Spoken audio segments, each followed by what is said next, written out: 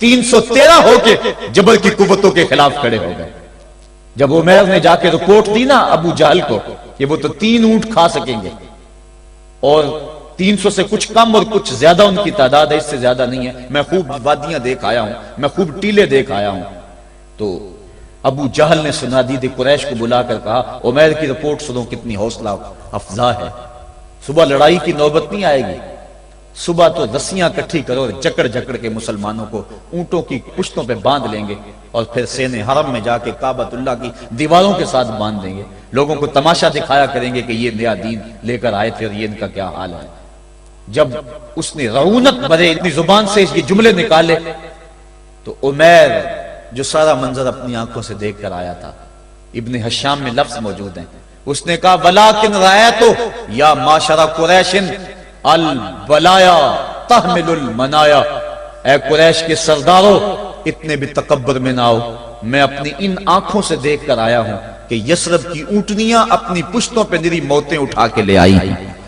ان کے بدن پہ چیتھڑے ہیں، ان کے پیٹ کمر سے لگے ہوئے ہیں، لیکن وہ زخمی سانپوں کی طرح پیچ و تاب کھا رہے ہیں، کل ان میں سے کوئی نہیں مرے گا جب تک تم میں سے ایک ایک کو لڑ نہیں جاتا، تم تو یہ کہتے ہو رسیاں کٹھی کرو، میرا مشورہ مانتے ہو تو رات کے اندھیرے میں بھاگ سکتے ہو تو بھاگ جاؤ، اس قوم سے لڑنا تمہارے بس کا روگ نہیں ہے جو مرنے کے لیے آئی ہے۔ اتنی بڑی قوت کو دیکھ کر ان کے سینے میں خوف پیدا نہیں ہوا، بلکہ آپ جانتے ہیں بدر کی تاریخ گواہ ہے کہ 2 گھوڑے تھے، ایک روایت میں صرف ایک گھوڑا تھا، 6 زرہیں تھیں، 8 تلواریں تھیں، 70 اونٹ تھے، اور جن کے پاس تلواریں نہیں تھیں انہوں نے کھجوروں کے ڈنڈے توڑ لیے اور ہواؤں میں لہرانے شروع کر دیے۔ جب یہ ملکوتی قافلہ مدینے سے باہر نکل رہا تھا، دکانوں پہ یہودی عیسائی بیٹھے تھے، انہوں نے کہا مسلمانوں کس بل بوتے پہ جا رہے ہو، کس برتے پہ جا رہے ہو، کون سا آسرا ہے تمہارا، آلات حرب و ضرب تو تمہارے پاس موجود نہیں، اتنی بڑی قوت سے ٹکرانے جا رہے ہو جو کیل کانٹے سے اور اسلحے سے آلات حرب و ضرب سے لیس ہو کے آئی ہے،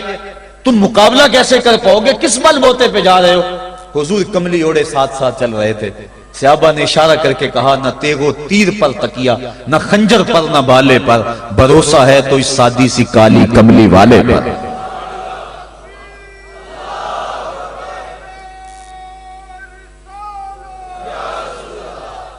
اب اس ماحول میں جبکہ کفار پورا لاؤ لشکر لے کے آئے اور ابو جہل نے کہا اعلان کر دو لنا عزا ولا عزا لکم، یہ ان کے بت کا نام ہے، ہمارے پاس عزا ہے تمہارے پاس عزا نہیں، ہمارے پاس لات ہے تمہارے پاس لات نہیں، ہمارے پاس منات ہے تمہارے پاس منات نہیں، ہمارے 360 خدا اور تمہارا ایک خدا، مقابلہ ہی کوئی نہیں۔ اس نے کہا کھڑے ہو کے اونچی جگہ پہ کہا اپنے نقیب کو اعلان کرو لنا عزا ولا عزا لکم۔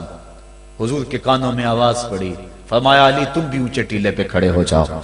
اور تم ان کو جواب میں کہو اللہ مولانا ولا مولا لکم، اللہ ہمارا مولا ہے تمہارا مولا کوئی نہیں ہے۔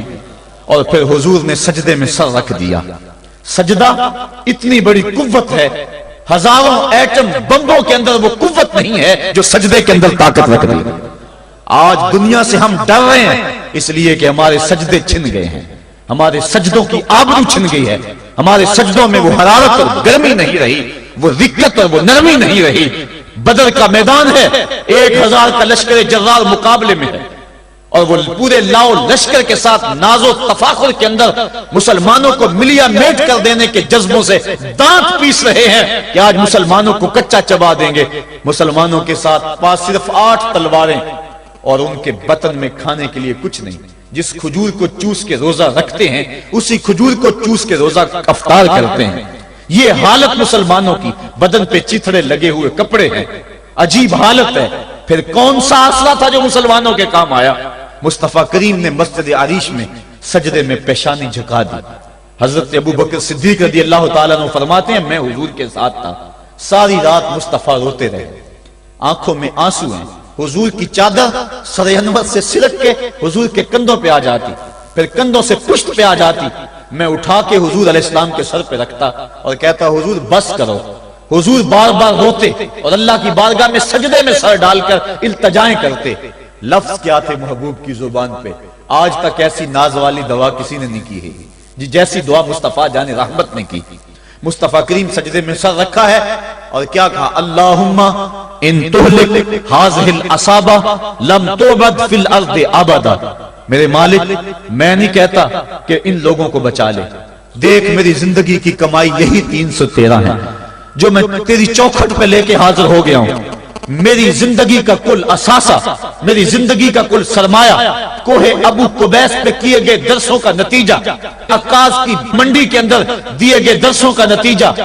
اور ذی المجال کے میلے میں تیرے دین کی تبلیغ کا نتیجہ، طائف کے بازاروں میں پتھر کھا کھا کے جو تبلیغ کی اس کا نتیجہ، رستے میں گڑے، رستے میں بچھتے ہوئے کانٹے، اور مکے کے بازاروں میں میرے بدن کے اوپر پڑتی ہوئی اوجریاں، میں نے پھر بھی تیرا کلمہ بلند کیا. میرے مالک میری پوری زندگی کا گداز، میری پوری زندگی کا سرمایہ، میری زندگی کے آنسو، میری زندگی کا رونا سین حرم کے اندر کعبۃ اللہ کی چھاؤں کے میں سجدے کر کر کے، کوئی کبھی میں نے عمر مانگا، کبھی میں نے حمزہ مانگا، تیرے دین کے لیے میں نے جو ایک ایک کر کے تنکا جوڑا اور یہ ایک چھوٹا سا گھونسلہ بنایا. یہ گھونسلہ اب بجلیوں کی زد میں ہے، کفار کی بجلیاں اس گھونسلے کو جلا دینا چاہتی ہیں. میرے مالک میں یہ نہیں کہتا کہ میرا یہ گھونسلہ اور میری یہ مٹھی بھر جماعت اور یہ چند میرے لوگ اور یہ میرا سرمایہ اور اثاثہ، میری پوری زندگی کی کمائی، میری جوانی کا سرمایہ جو میں نے تیرے سامنے لا کے رکھ دیا ہے، میں یہ نہیں کہتا ان کو بچا لے،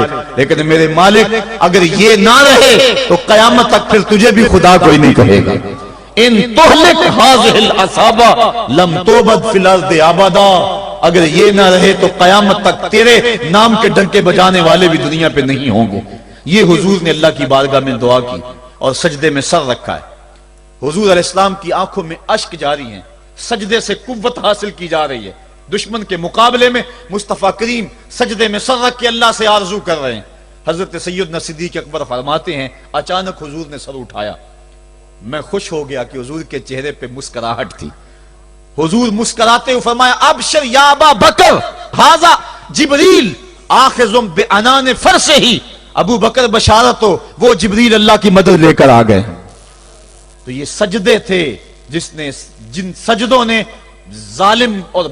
جابر قوتوں کا منہ توڑ کے رکھ دیا. حضرت علی المرتضیٰ روایت کرتے ہیں رضی اللہ تعالیٰ عنہ، فرماتے ہیں میں نے ہاتھ میں تلوار تھامی اور میدان میں کود پڑا. میں نے کئی کافروں کو واصل جہنم کیا، پھر پلٹ کے دیکھا کہ میں حضور کی زیارت کر لوں، لیکن مجھے حضور نظر نہ آئے. میں نے ڈھونڈا تو ایک سمت حضور نے پیشانی سجدے میں رکھی ہوئی تھی اور زبان پہ لفظ تھے یا حیو یا قیوم، یا حیو یا قیوم. حضور یہ پڑھتے جا رہے تھے، یا حیو یا قیوم کا وظیفہ پڑھتے جا رہے تھے اور سجدے میں پیشانی تھی حضور کی. میں پھر دوبارہ آیا اس سجدے سے جوش لے کر، اس سجدے سے گرمی اور حرارت لے کر، اور پھر دشمن کی صفوں میں کود گیا. میں نے ایک کافر کو واصل جہنم کیا، پھر زیارت کے لیے واپس آیا، دیکھا تو پھر سجدے میں حضور نے سر رکھا ہوا ہے اور یہی کہہ رہے ہیں یا حیو یا قیوم، یا حیو یا قیوم، یا حیو یا قیوم برحمتک استغیث. یہ جملے حضور کی زبان پہ ہیں اور سجدے میں حضور کی پیشانی. میں پھر گیا، پھر آیا، کئی بار ایسا ہوا میں کافر کو قتل کرتا، پھر آتا حضور کو سجدے میں دیکھتا. فرمایا پھر حضور نے تلوار تھامی اور مصطفیٰ کریم میدان جنگ میں کود پڑے. لوگ بڑھ چڑھ کے دشمنوں پہ حملہ کرتے تھے، لیکن جو سب سے آگے کافروں کی صفوں میں کود کے حملہ کر رہا تھا وہ آمنہ کا لال محمد مصطفیٰ صلی اللہ علیہ وسلم. تو سجدے سے وہ قوت ملتی ہے، سجدے سے وہ نور اور روشنی ملتی ہے کہ پورے زمانے میں اجالا کی